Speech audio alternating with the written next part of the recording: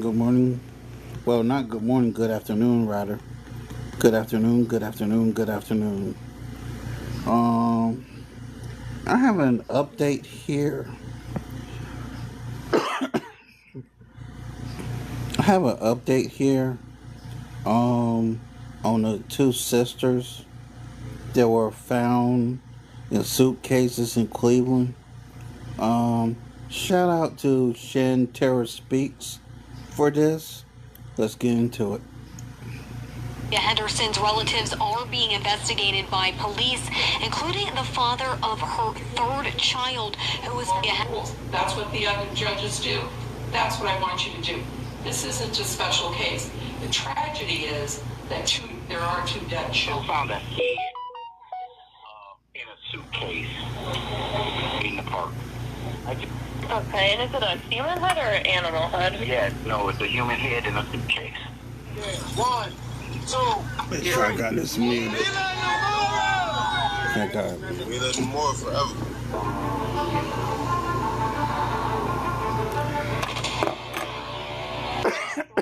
After 28-year-old Aaliyah Henderson was formally charged in connection with the deaths of her 8 and 10-year-old daughters. Why did she do this is my question. For the second time on March the 12th, 2026.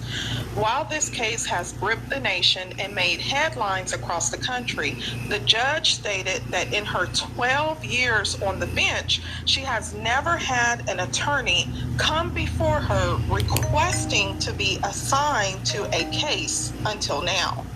According to the judge, the public defender's office approached her and requested to be assigned to represent Aaliyah Henderson in this case, something the prosecutor strongly objected to.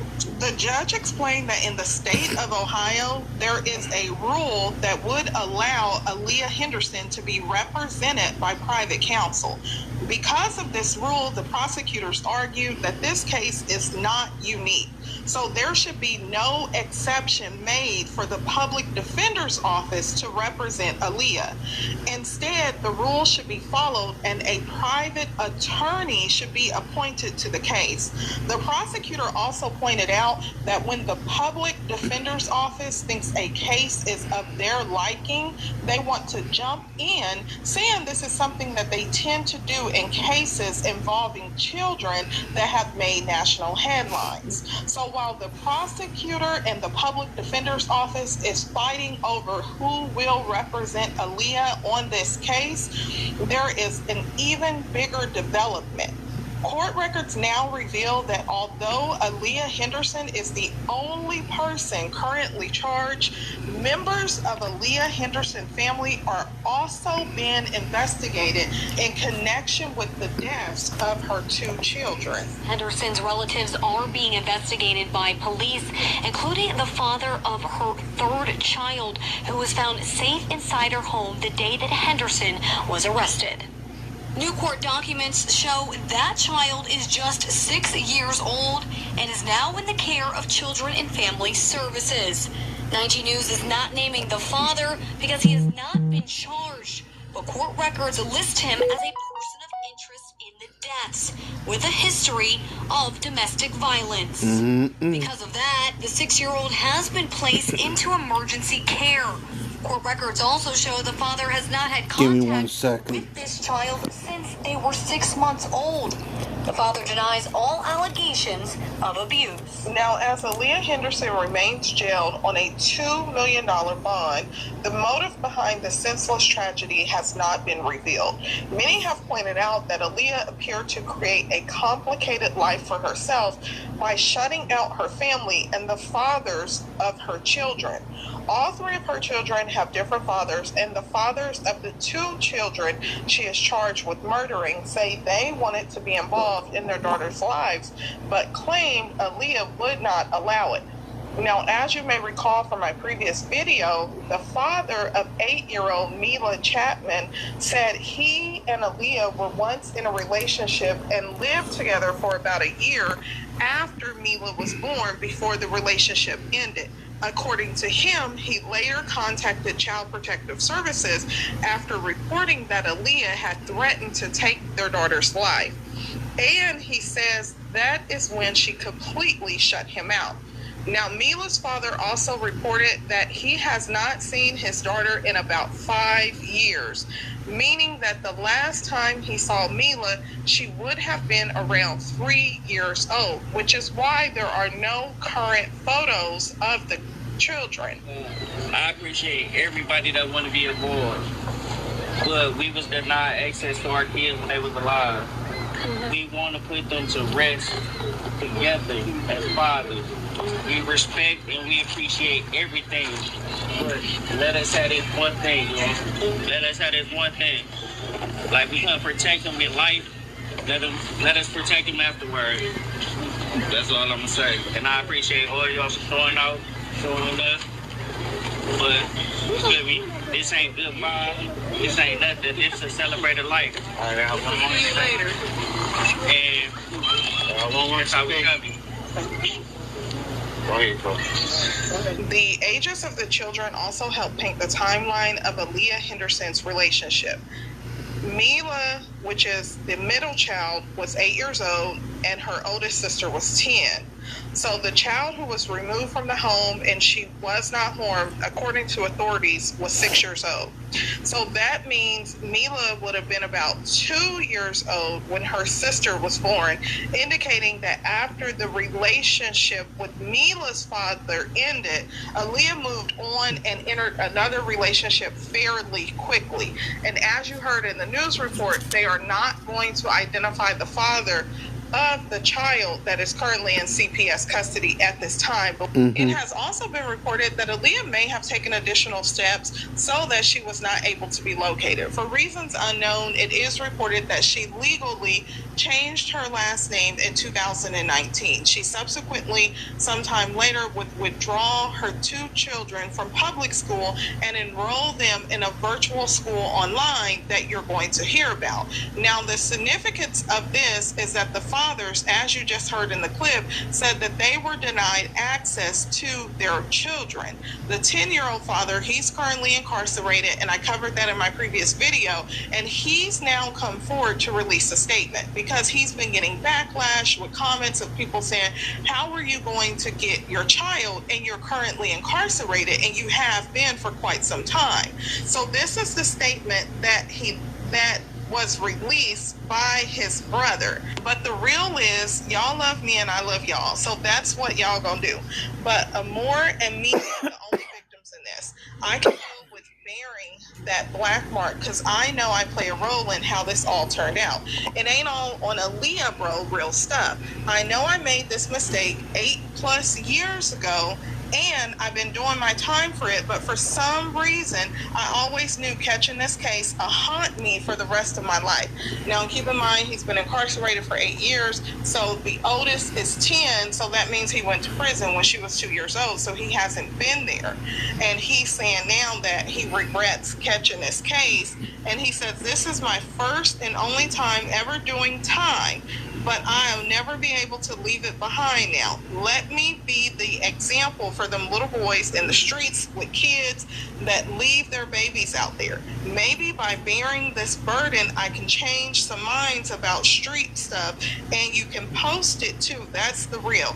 Y'all that know me know I love my baby and would never have chosen this, but my presence and availability or lack thereof meant everything in the end. Now, he also had a social media account, or someone may have been handling it for him, and even going back to 2023, he would post happy birthday to Amor, which is his daughter that unfortunately lost her life. Spoke to Cleveland Metropolitan School District, and they confirmed that both girls were enrolled in CMSD between August and November of 2022.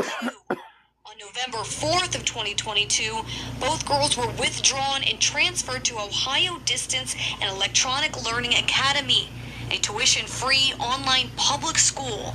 It's not known who withdrew these girls. Pastor Kyle Early spoke with us on behalf of Mila's father. The heart and the compassion for the community that has been shown for the families that are affected by this has been divine. As their families and the community come to grips with this tragedy, they are holding each other close as they navigate this grief. He's a great father. Both men are. Mr. Wilson is a great father as well. I've seen firsthand behind the scenes them working together for one cause and one cause only. The first phase of this is to make sure that these babies are laid to rest peacefully. 3 members of the Public Defender's Office, I direct the prosecutor to stand in to have this conversation. This case ends in an even number. Pursuant to local rule, the public defender shall be assigned cases that end in a 1, 3, 5, or 7. It is this court's discretion to assign counsel, private counsel, for all other cases. The public defender asked to have this case assigned to his office. Anna Aurelia is representing the state of Ohio on this case. She was not present for that conversation. I will allow you the opportunity to be heard. Thank you, Your Honor. The state of Ohio would only request that you follow the local rule. This case is like any other case in Cuyahoga County. We have had other aggravated murder cases in this county this week, and I don't believe the public defender's office has approached any other judge or the judge in this arraignment room to have an assignment. This is called poaching. And this is not the first time the public defender has done it. When they think a case is of their liking, they want to jump in. They wanted to do it in Bianca Ellis, and the judge did not allow them to do that. The judge paid 2 independent assigned counsel. Was that at the arraignment room? It was at the arraignment room, Your Honor. But they started from the beginning because Ms. Stebbins, in that case, went out to Rocky River and talked to Bianca Ellis. So this is the same thing here. Here they went to juvenile court to approach this defendant for the emergency custody of the child who is still alive and participated in that. So at this point, Your Honor, I just want what's fair. And I want you to follow the local rules. That's what the other judges do. That's what I want you to do. This isn't a special case. The tragedy is that there are 2 dead children. Thank you. I will allow the public defender a brief moment to respond. Thank you, Your Honor. Ashley Stebbins for the Public Defender's Office. We, as a routine, ask the bond commissioner in cases where we have a substantial interest, where we have done some extensive work in juvenile court for bind-over cases. We reach out to be appointed in those cases. If we have a substantial interest in a juvenile court, a emergency custody or custody proceeding, we ask to be represented just for continuing representation with our office. We do have a youth and parent division where we represent people. It is routine for our office to go down to emergency custody hearings. It is not an aberration for us to be on this case because we are appointed at the emergency custody. So I take issue with that we're trying to poach this case. We are representing Ms. Henderson in the juvenile court proceeding. That is true. I have been in contact with the public defender that's handling that case. We are asking to handle this case because of that, because we were able to get into the jail to speak with her.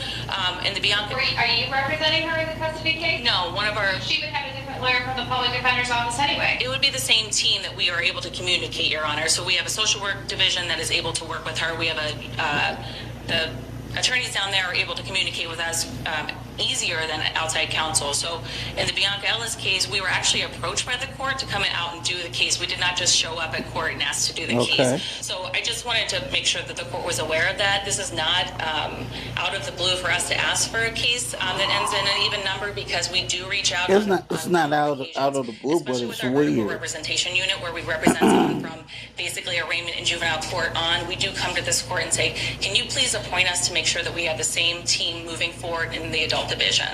Okay, thank you. While this may not be a unique situation for you, this is a unique situation for this court. Yesterday I was approached. This is my 12th year on the bench, and I've never once been asked to be assigned by an attorney to be assigned to a case. This case ends in the number 6. It's an even number. Treating it like any other case that I'm going to assign private counsel. Thank you for your time this morning. State of Ohio. I will assign 2 attorneys to represent you. I'm assigning attorney Nancy Jameson and Kevin Spellecy. Your bond is set at $2 million, cash, surety, or property. Good luck, Jim. Thank you, Your Honor.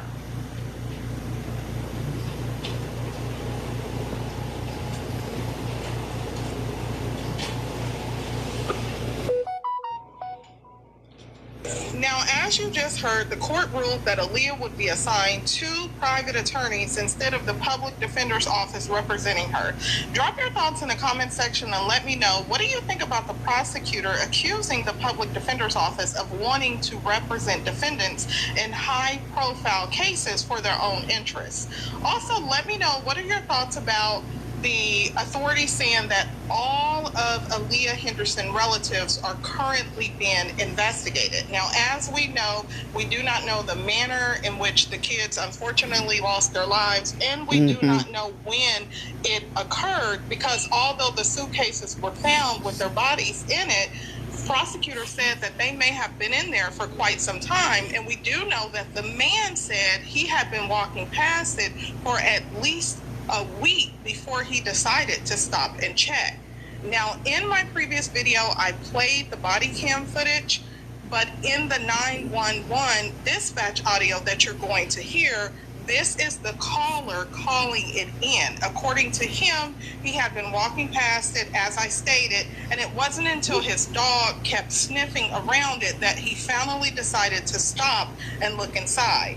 So you're going to hear that call, but that's not the only one I want you to pay attention to. You will also hear from the neighbor. This is the same neighbor who appeared on the news and previously said that she had been contacting authorities and felt that they were very dismissive of the concerns that she was bringing. She also claimed that Aaliyah's family had been coming around the home after everything happened. In fact, in one post, she claimed that Aaliyah's sister came to the apartment complex with a man who she said was threatening people while holding a weapon.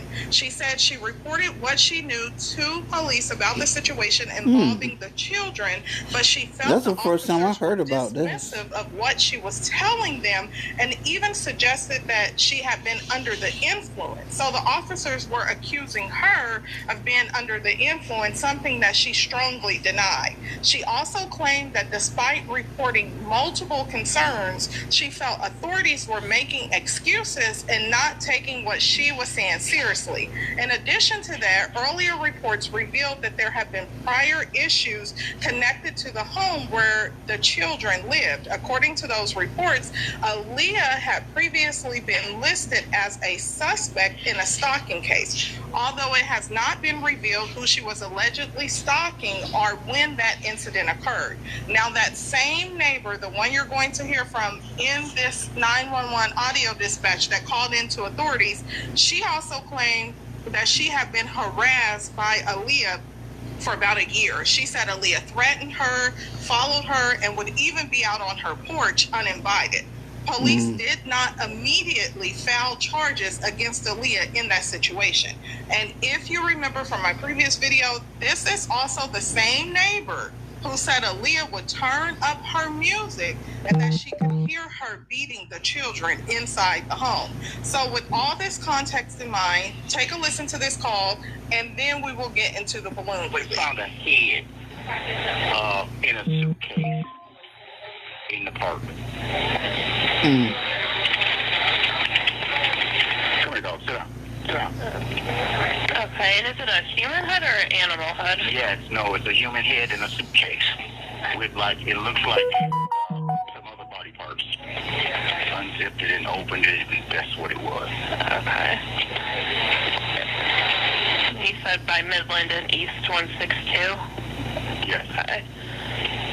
And where is the suitcase? It's all the way to the back of the park. There's a black suitcase. I'm standing on the sidewalk right now, and you can actually see the suitcase from here. Okay, it was like half buried, and I was walking my dog, and my dog started sniffing it. I've been walking past it for a few days. Yeah. And I said, let me just take a look and see what this is, because it wasn't there like last week.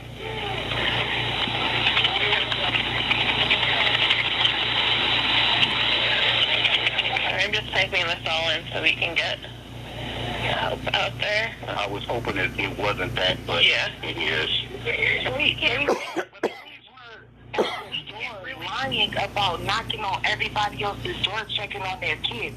They knew my name. They knew how many kids I had. They asked for my information. They said they had a 440 number for me. How do they have all that information if they're doing a well? Hello? Okay, I think that's better. What's your name, ma'am? Are you talking to me or somebody else? I'm talking to you. What's your name, ma'am? They had my number. They said they had a 440 number for me and everything. So typically, I understand your frustration, but when we say it's not a frustration, it's just I feel like they knocked on the door lying. Okay, so about what they were really at my door for, because it's not like they went door to door. You're speaking over me? Now, I called you guys to give you the information that I know. You have to let me speak. You have to have a conversation. You're speaking over me. Oh my God. Okay, can I speak with officers? The officers were at your house. Let me say this, okay? When the police are out, you want to ask them all the questions that you have because this is dispatch. Once an officer is out there, it's beyond us. So we don't know exactly everything that goes on once it's past being dispatched. Does that make sense? Okay, is there a way for me to get the information? Where are you now? I have court this morning. I have things that I am doing. I am not at home. Okay, so what's your address? We can send an officer back out there so you can ask whatever questions. Now, I just said I'm on my way to court. Why would you send an officer to my house? Now, is anybody home that can speak to police? Yeah. I just told you what they said to the person that was home. Okay, so what I'm saying is we can send someone back out there if you have questions. Okay, ma'am, I'm not at home, though. Is there another way? Can we move on, please? Is there another way for me to find out information about why they at my house? You want to know why the police are at your house? Do I have to come down there? Hold on. Is there somebody at your house that can speak to police? No, listen. Nobody's at my house. Nobody's asking for nobody to pull up. I am calling to get the information. You keep trying to send people. This neighbor is a I pain. can't give you anything over the phone. You typically okay. Well, I would like. Do you have a? Oh my God. So I need to go down there. Is what you need. Yeah, you go down there. I'm not at home. What the fuck? Yeah, go down there. That's what it sounds. I would rather you tell me that. I'm not saying I'm staying at home to wait on. Oh my God, I'm not saying thank you. I'm not saying we don't appreciate y'all, but no one gave us a chance, the family, to hug each other in this location. We never got a chance as a family to mourn together by ourselves. We don't know y'all. I'm not saying we don't appreciate y'all, but we don't know y'all. We don't love y'all. We don't know even know the kids. And I'm sorry they even say it this harshly. That's not what I'm saying. But can we please just disperse just for the day? Just for the day. Y'all want to come back? Y'all want to come back another day? Cool. Just for today, please. I'm asking y'all, please. Respect, please. We respect it. Now, whether it's your candles, your flowers, or whatever you have in your hand, you're going to lift it to the top. On the count of three, we're going to do the release, but we want to say these babies' names. Okay. 1 second, just hold your balloons.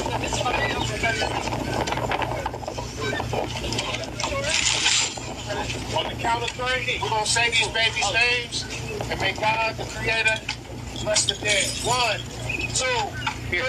We live more forever.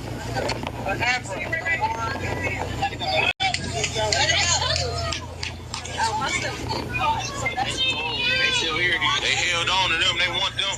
They want them.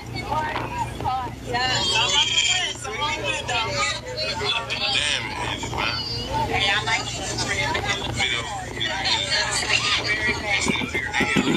They held them down. They like, man, no. Hey, losing these don't know where. We just need to do that parade. Anybody that wants to breathe, they can speak. Okay, y'all, we got another speaker.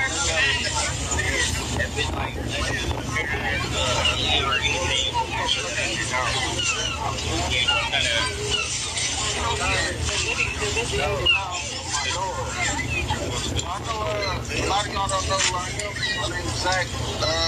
You got into this court system. It's a long-ass process. I'm giving you advice. I'm way to get put in the right direction. I'm not asking you to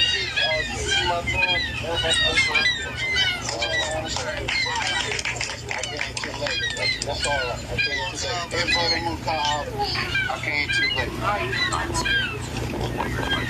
Did you want to say something? Yeah. My name is Charles Shaw Jr. I'm in the same situation where all y'all guys is. But the father with the kids and everything.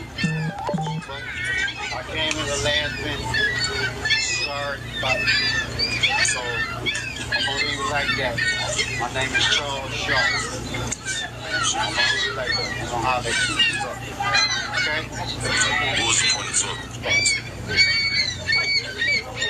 Yeah, just say shit, bro. Y'all got animals, y'all can just drive from there. Hey, what's up? Y'all trying to sign shit, man? This nigga just want to have a moment of fame. I'm ready for what comes next, starting right now with what I want to tell the world.